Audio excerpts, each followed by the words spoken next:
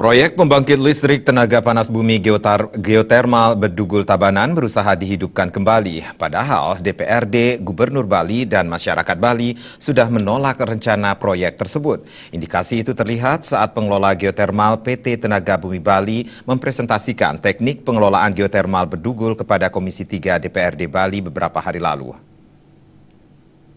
Beberapa hari lalu, PT Tenaga Bumi Bali (TBB) menggelar presentasi teknik pengelolaan geotermal Bedugul di hadapan sejumlah anggota dewan, salah satunya Sekretaris Komisi 3 Wayan Diesel Astawa.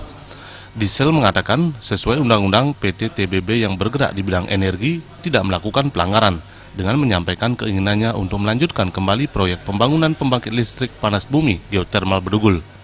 Hal ini mengacu pada Undang-Undang Nomor 21 Tahun 2014 tentang energi panas bumi.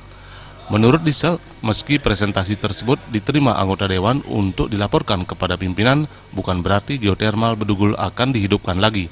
Jadi kami dalam artian tugas saya hanya menerima presentasi dari keberadaan investor itu yang nantinya kami akan sampaikan, kami laporkan kepada pimpinan.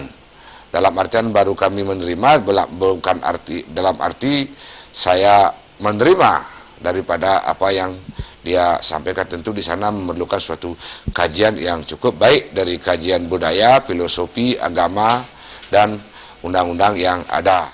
Diesel menambahkan dalam presentasinya PT TBB menyebutkan kelestarian hutan di lokasi rencana proyek di Bedugul tidak akan terkena dampak proyek. Terkait hal tersebut, DPRD Bali berencana turun ke lokasi untuk melakukan kajian yang tetap mengacu pada segi teknis, sosial, dan budaya. Jenny dan Alit